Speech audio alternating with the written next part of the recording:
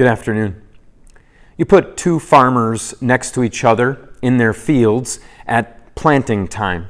It's the time of the year when the seeds have to go into the ground. They've worked the soil, they've gotten everything worked out, everything is ready to go. They've got the planter behind the tractor, they're ready to pull out into the field. Only one thing is left to do. They got to put the seeds into the planter.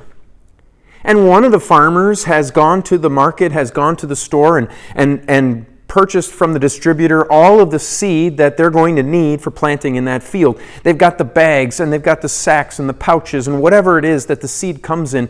They've got it all there. They're ready to put it into the planter. The other farmer hasn't taken any of those steps at all. That other farmer is looking at a planter. They've got the machine, they've got the tractor, they've got the time to pull it, but they don't have the seed. And when they both pull out into the field, one is going to be putting seed into the ground and the other one is not. Which one is going to have a harvest at the end? That answer, of course, is easy for us to understand. But as we translate that and what Proverbs chapter 12 says here in verse 11, a person who works his land will have enough food, but whoever pursues fantasies lacks sense. The farmer who's not putting seed into the ground but is still driving over it is pursuing a fantasy.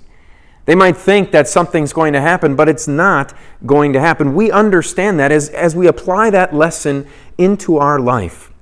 If we're going to grow in our faith, if we're going to grow to trust God that much more, but we're not sitting with our Bibles open, or if we're not in church where we can hear the Word of God, if we don't get devotions every day, if we don't get access to the Word of God regularly, it's like we're a farmer going over the field, but we've got nothing to plant.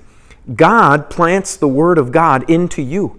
God is the one who gives you His promises and His Word and focuses you on His Son as you read through this Bible. And as you do that, God is planting in your life things that are going to bear fruit. It's going to bring about a harvest.